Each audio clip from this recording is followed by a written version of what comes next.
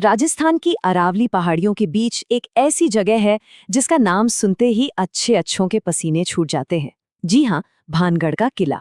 सदियों से ये जगह खौफ और रहस्य का दूसरा नाम बनी हुई है। लेकिन आज के इस एक्सप्लेनर में हम सुनी सुनाई बातों से थोड़ा आगे बढ़ेंगे। हम इन डरावनी लोक कथाओं और कड़वे वैज्ञानिक तथ्यों को आमने सामने रखेंगे, ताकि इस किले की असली सच्चाई बिना किसी फिल्टर के सामने आ सके। तो चलिए शुरू करते हैं। जरा सोचिए, आप एक ऐतिहासिक किले के सामने खड़े हैं और मेन गेट पर ही आपको एक बोर्ड दिखता है जिस पर साफ साफ लिखा है सूर्यास्त के बाद प्रवेश वर्जित है।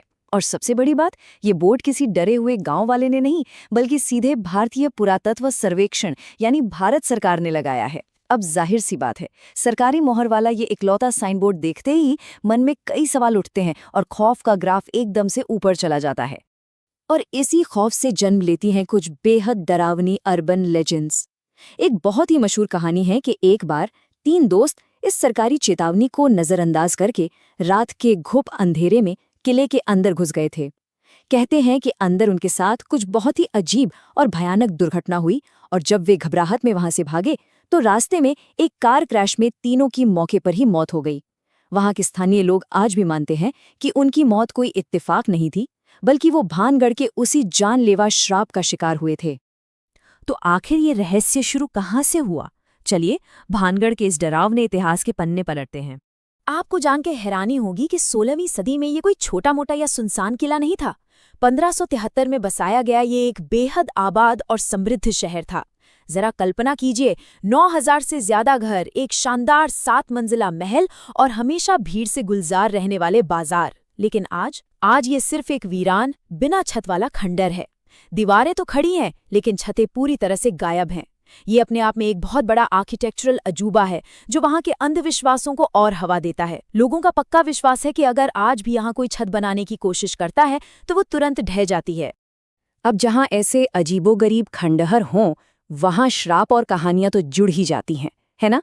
आइए देखते हैं कि लोक कथाएं क्या कहती हैं। भानगढ़ की तबाही के पीछे मुख्य रूप से 2 मशहूर श्रापों की कहानियां सुनाई जाती हैं।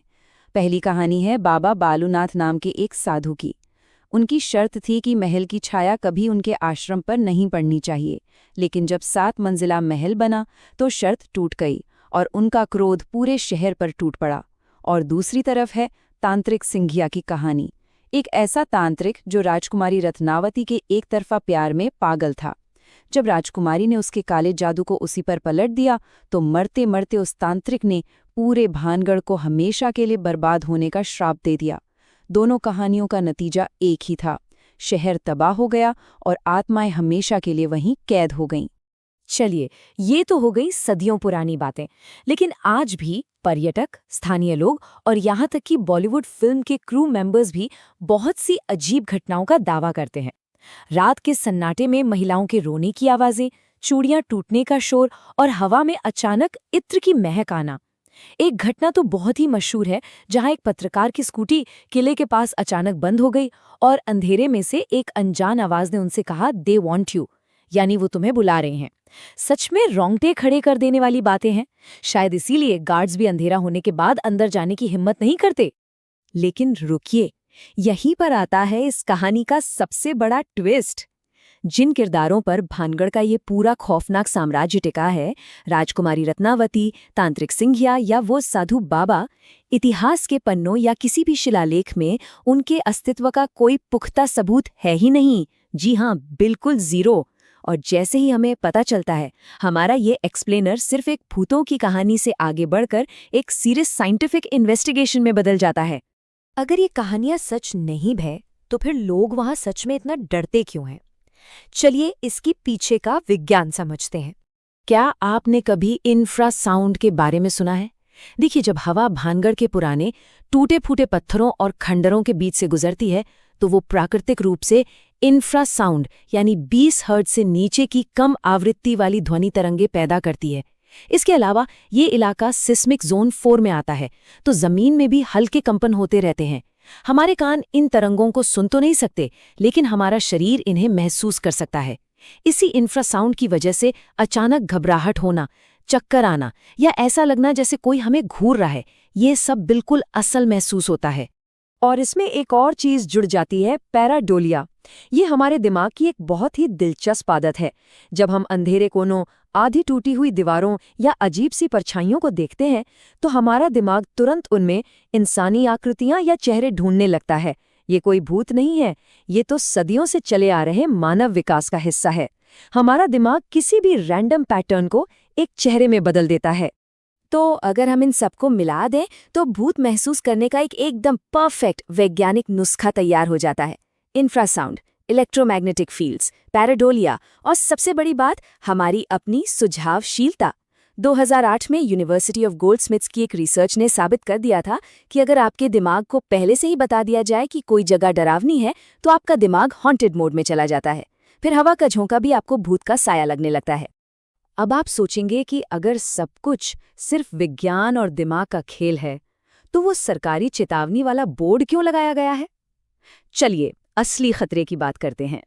असल में एएसआई का वो बोर्ड आपको किसी प्रेत आत्मा से बचाने के लिए नहीं है। वो एक बहुत ही जरूरी सेफ्टी नोटिस है। पहला कारण तो ये है कि 16वीं सदी की ये इमारतें बेहद जर्जर हो चुकी हैं और अंधेरे में कोई भी दीवार आपके ऊपर गिर सकती है। और दूसरा सबसे बड़ा कारण, भानगढ़ सरिस्का टाइगर रिजर्व से सिर्फ 50 किलोमीटर दूर है। रात होते ही यहाँ बंगाल टाइगर, तेंदुए और लकड़बग्घे जैसे खतरनाक जंगली जानवर शिकार के लिए बाहर निकलते हैं। तो सच मानिए, रात में वहाँ असली खतरा भूत नहीं, बल्कि ये शिकारी जानवर हैं। और हाँ, वो औरतों के रोने वाली डरावनी आवाजें, वो और कुछ नहीं बल्कि रात के सन्नाटे में आसपास घूमने वाले लकड़बग्घों की आवाजें होती हैं। अगर आपने कभी लकड़बग्घे की आवाज सुनी हो, तो वो दूर से बिल्कुल किसी इंसान के रोने या खौफनाक तरीके से हंसने जैसी लगती है। देखिए कैसे साधारण सी प्राकृतिक चीजें भी कितनी आसानी से एक भयानक मिथक बन जाती हैं। लेकिन अगर तांत्रिक का श्राप सच नहीं था, तो फिर 9000 घरों का वो आबाद शहर आखिर खंडर बना कैसे? इतिहास का असली विलन कौन था? चलिए इस रियल टाइमलाइन को देखते हैं। 1573 में ये शहर बसाया गया और काफी फला फूला। लेकिन 1720 के आसपास जब सवाई जय सिंह ने इस पे हमला किया, तो शहर राजनीतिक रूप से कमजोर पड़ने लगा। और फिर 1783 में आई असली तबाही, चालीसा अकाल। ये एक ऐसा भयंकर सूखा था जिसने पूरे उत्तर भारत को हिलाकर रख दिया। पानी की एक एक बूंद खत्म हो गई, भोजन नहीं बचा और मजबूर होकर रातों रात पूरी की पूरी आबादी को ये शहर छोड़कर जाना पड़ा। वो एक हंसता खेलता शहर देखते ही देखते हमेशा के लिए एक वीरान खंडर में बदल गया। अब सवाल ये है कि हम इतिहास की इस दुखद सच्चाई को भूलकर श्राप की कहानी पर इतना यकीन क्यों करते हैं? क्योंकि हमारा मनोविज्ञान ऐसा ही है। एक दुष्ट तांत्रिक की कहानी में ड्रामा है, एक साफ साफ विलन है और ये एक बढ़िया फिल्म की तरह लगती है।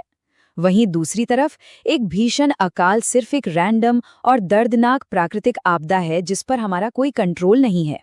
हमारा दिमाग इस बेतरतीब और निराशाजनक सच्चाई से बचने के लिए एक दिलचस्प कहानी को चुनना ज्यादा पसंद करता है।